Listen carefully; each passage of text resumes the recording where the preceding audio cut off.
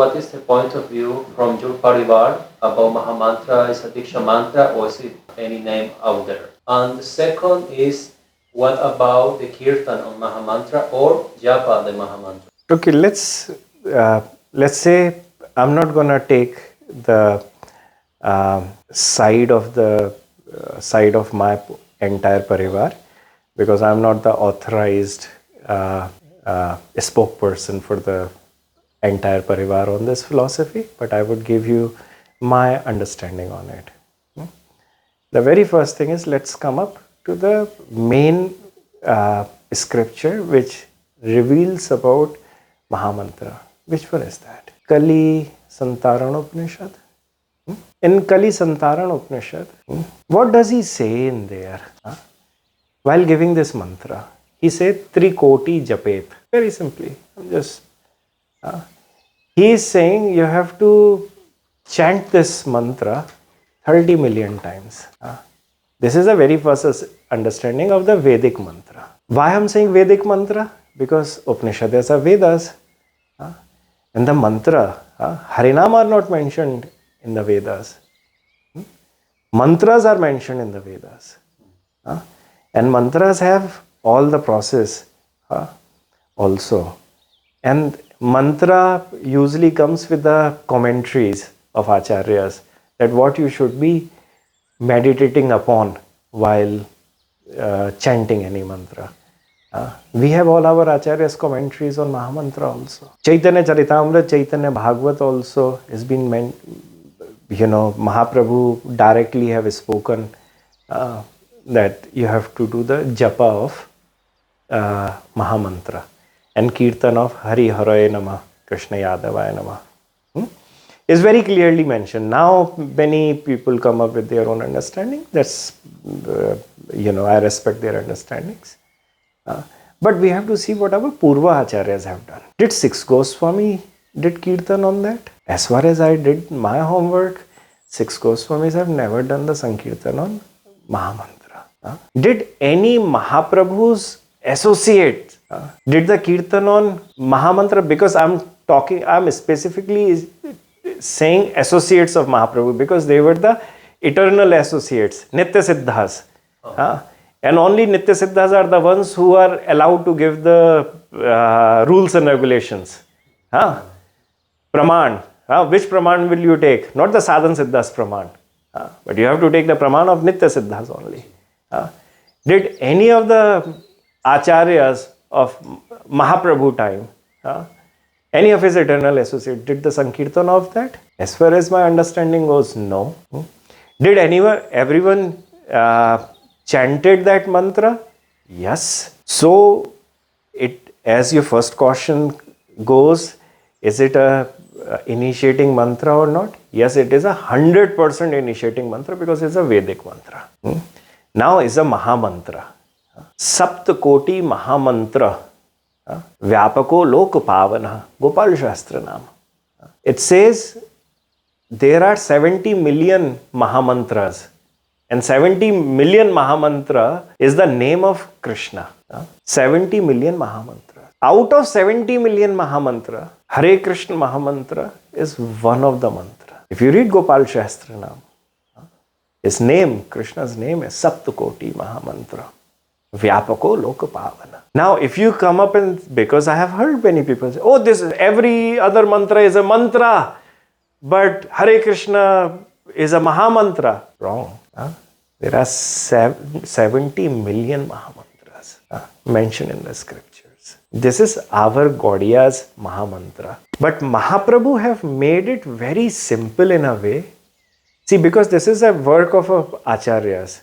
Because many people come up and say, oh, what if your Guru is coming and saying you to do the Kirtan of Maha-Mantra? Ramanuja Acharya also have went on a roof and started shouting Om Namo Narayana, Om Namo Narayana. They come up and say this. I always ask, who is Ramanuja Acharya, Nitya Siddha or Sadhan Siddha? If Nitya Siddha is coming, it is Krishna's Leela. If Nitya Siddhas are doing something, it's Krishna's Leela. Everything is happening under his guidance, under Yog Maya's guidance, under Radharani's guidance. If any sadhan siddha is doing it, or siddha or no siddha, but any guru is doing it, it is not Krishna's Leela, and that cannot be taken as a pramana. So we cannot compare Ramanuja Acharya's that Leela where he, after getting initiated, and his guru have said that if you would actually go and shout this mantra, everyone will get liberated. But if you will shout, then you will go to hell. And he was like, I am ready to go to hell. Nitya Siddha is never going to hell. Ananta Shesha is never going to hell. He went on a roof and started shouting. His guru started getting upset. It's like, I don't care. I will shout. I will give liberation to everyone. But this is not the case here. Mantra have three ways of chanting. Either silently, murmuring, or loudly. Haridas Thakur used to do three of them. Please tell me, because many people come up and say, oh, Haridas Thakur was doing Sankirtan. Please tell me, where was he doing Sankirtan? He was chanting loudly. In a very same way, Mahaprabhu is also chanting loudly. In the Pratham Chaitanya Astakam, first Chaitanya Astakam, written by Sri Rupa Goswami. Hare Krishnit Ochahi Isfurit Rasno Nam Gadana Kati Granthi Shreni. This is how it is. So Mahaprabhu is loudly chanting. But Rupa Goswami is very specifically mentioning there. Isfurito, Hare Krishna Tochahi, chanting loudly Hare Krishna Maha-Mantra. Isfurit Rasno Nam Ganana. Ganana means counting. Kati Granthi Shreni. Subhaga Sutra Jalo Karaha. He has a very beautiful belt of a coconut belt tied on a waist with the knots, and he is chanting. He is counting there. He is not holding any japamala, but he is counting on this. But did so what our Purva Acharyas have done? Did they do Kirtan? Did anywhere in Chaitanya Charitamrita is been mentioned that Mahaprabhu was doing the Sankirtan of Maha-Mantra? No. In Chaitanya Bhagavat is anywhere has been mentioned that Mahaprabhu or any Acharya or from Navadvipa to entire India's travel of Mahaprabhu, and then he was in Jharkhand, and then he was in Puri and Gambhira for all of those years. Did he ever did Sankirtan of Mahamantra? No. Did any of our or Mahaprabhu's associates did Sankirtan of Mahamantra during his time, his era? No. Did Prabodhananda Saraswati or Kavi Karnapur in the Chaitanya Chandramrit have written that he has done the Mahamantra Sankirtan? Not a single Nitya Siddha in their scriptures are mentioning. So when it is not mentioned, when the entire process of Mahamantra is mentioned in a Vedic form, how can you do the Sankirtan? It's like how many people come up and do the Sankirtan of Bhagavat mantra, Namo Bhagavate Vasudevaya, right?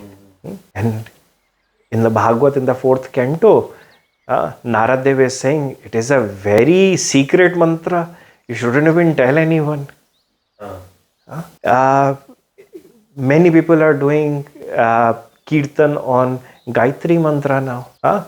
There are cassettes everywhere, CDs, Brahma Gayatri. Yeah. Not on the Kama Gayatri.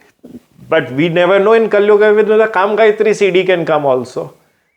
Kam Gayatri CD can come. And someone can, because it takes a one person to come and break the rules now to become popular.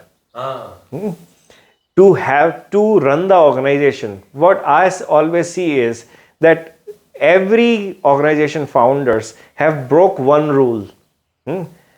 On one rule, any rule, one rule, two rules, but they have broken one or two rules and made it more easier for people. Look, if you come to me, you start to do this, you will reach Vrindavan or any Krishna's abode or anywhere, wherever they are talking about. And they become popular by them. by that. This is how last 100 years or 120 years or 40 years this is happening in India. You take any organization as an example, which you know and you think that it is 100% for, it has a very good following. Just go and do the research. How much Vedic scriptures are they really following? From the Sampradaya they belong to? Or if they don't belong to Sampradaya, what is their philosophy? You would find so many loopholes in there. So everyone wants easy bhakti. Everyone wants, okay, I was not allowed to chant Radhe, Radhe, Radhe, Radhe. I will go in this Sampradaya because at least I can say Radhe, Radhe, Radhe, Radhe, Radhe. Now imagine, like, people want something easy. You give them easiness and like people are just running for you. If today at this point, if I come up and I say, look, I will give you Krishna in 100%. Let's start to chant Kama Gayatri every day. And let's do chanting Sankirtan of Kama Gayatri. Because this is the best mantra and you will 100% get eternal Vrindavan. There is no doubt on that. I tell you, I will get famous. So, if these are the tactics to become famous, and those tactics become, for many people, a discussion point. Like, oh no, now this is Siddhanta. No, that cannot be called as Siddhanta. If mantra is coming, if you just deny it, if you deny it that the mantra is not from Upanishad, can you do it? No, you cannot. Our acharyas have given a dhyan of Maha-Mantra 100%. They have given the dhyan of Gopal Mantra, Gayatris, even Kam Gayatris. They have given everything of that. Now, this is what I see. Nowadays, people just come and start doing the Sankirtan of Maha-Mantra. I'm happy, at least they are engaged in some kind of a things. But are they following, as an Acharya I'm saying, are they following what 6 Goswamis, Mahaprabhu, eternal associates of, Mahaprabhu, even Mahaprabhu directly have asked in Chaitanya Charitamrita, do japa of Maha-Mantra. And wherever it's been mentioned with Mahaprabhu, he is always chanting the Maha-Mantra. On japa, not on Sankirtan. Not in Sankirtan. So, we only can take those evidences. But as when Parivar becomes bigger, there are different gurus who come in a different lineages. They have different thoughts. The different organizations comes out. They come up with the different ideas. They ease some of the rules. Mahaprabhu eased one rule only. This is a Vedic mantra, but I'm giving you as a Harinam.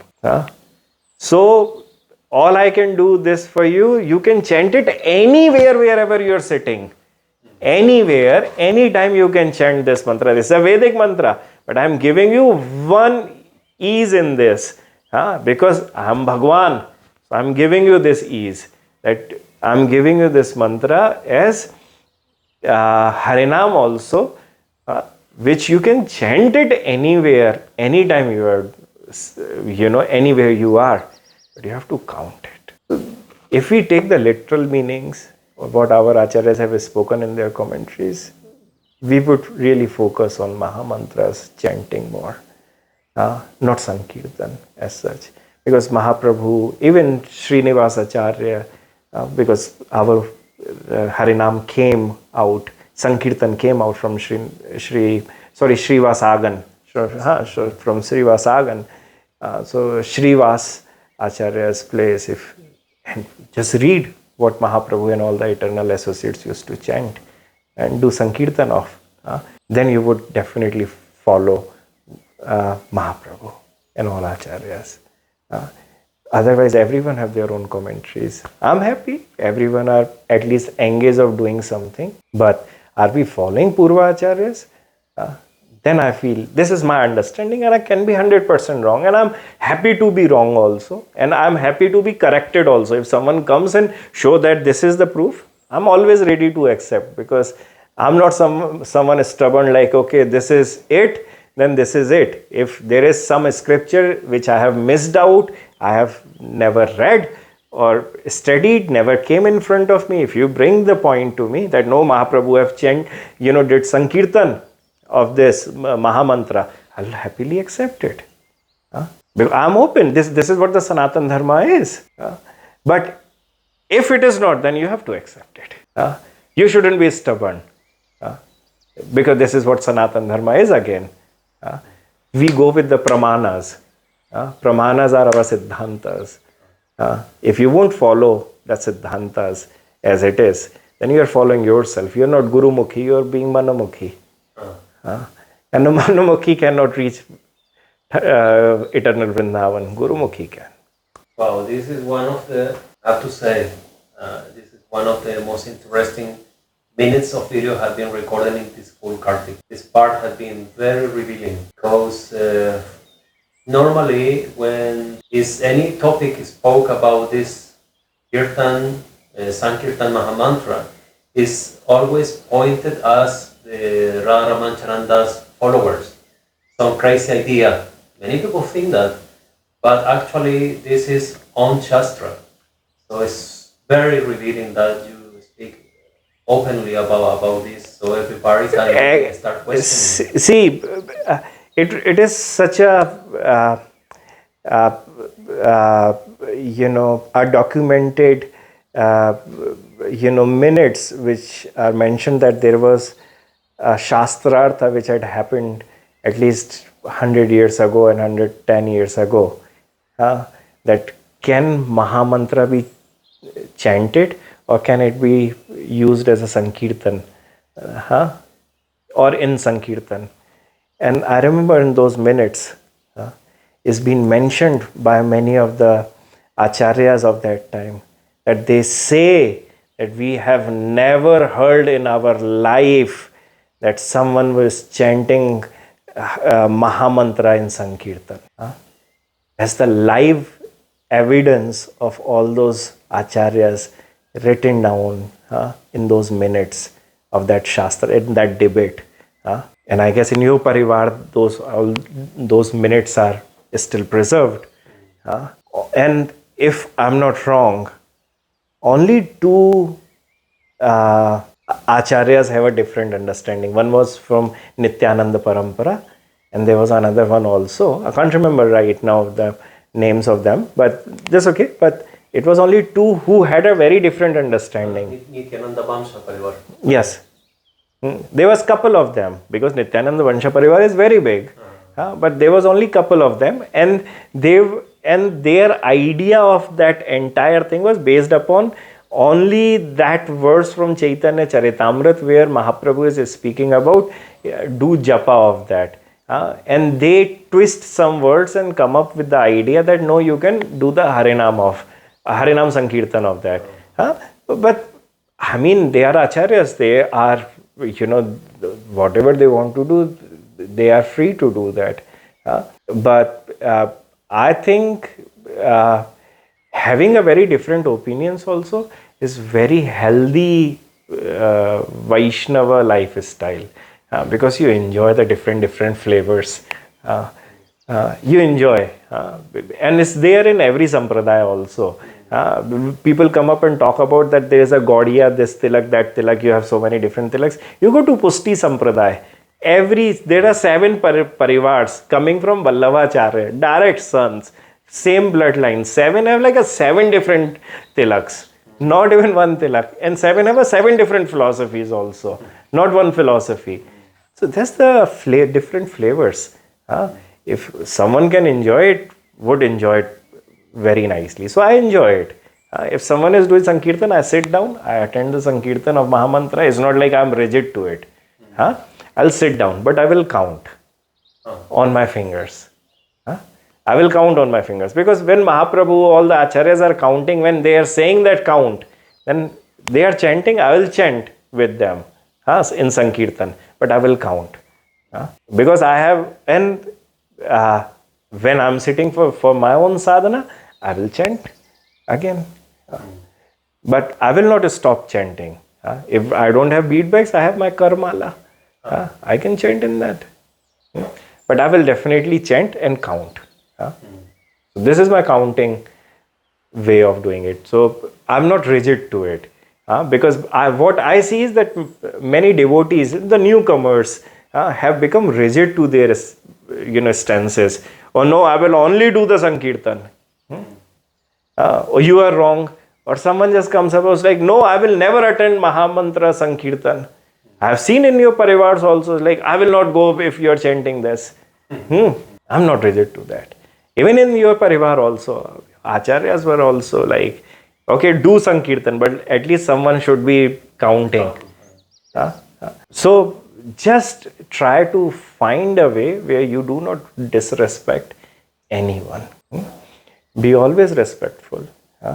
Follow what your Purva Acharyas are saying. If one follows that Siddhanta, I don't think you would be wrong, and you would always please Mahaprabhu and six Goswamis. And this is like my idea completely. I'm focused upon Mahaprabhu and six Goswamis. I don't care of any other. If eternal associates are doing something, saying something, six Goswamis are saying something, Mahaprabhu is saying something, that's it. That's the golden words for me. That's the real Siddhanta. I don't care what any other person is speaking. If you cannot understand that, you cannot understand eternal Vrindavan. You cannot go to eternal Vrindavan. This is it. So everyone have their understandings. My own understanding. But Maha-Mantra again should be chanted, should be awakened. 30 million times at least chant. But chant it correctly. Because I have seen many people were just chanted by reading that also. But they didn't chant it correctly also. The mantra have its own procedure to chant. You have to do the purashcharan of that. You have to awaken the mantra.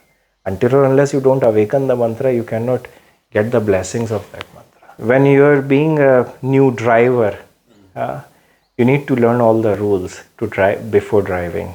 In a very same way, if you want to be a Vaishnava, learn every day, read every day what the Vaishnava prats are and what the Nama prats are. Every day. Like before even you starting anything, make yourself conscious by reading it again, that this is what I shouldn't be doing it.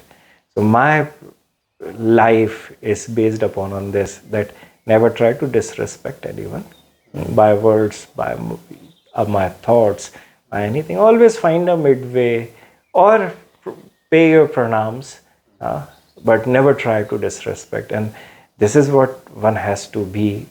Why so? Because either it can make you vomit. You become like learned. Oh, I'm a learned scholar now. And you will start to vomit all the scriptures to everyone. I've seen in newcomers this is very common. Or what happens is you will get your stomach upset. Means like the whole different ideas, different philosophies, different meanings of the scriptures will make you crazy if you drink it directly, the ocean water. But the gurus are like clouds who goes on that ocean only to get the water, but they filter it. They get the Vaishnava Tattva from there, the sweetness, leave all the saltiness in the ocean and come and bless us with that. So for the newcomers, always learn under the guru, right guru, because you will get the right essence. And you neither will vomit, nor your stomach will get upset. And secondly, always remember the rules, that what you shouldn't do. Vaishnava Prad and Nama Prad. If you follow this, 100% you can fly. If you won't follow, if you only would follow all the scriptures, this and that, but forget about these two aparadhas, No matter how learned you are, no matter how many sadhanas you have done, you will never get Radharaman in your life. That's for sure. Therefore, thank you very much.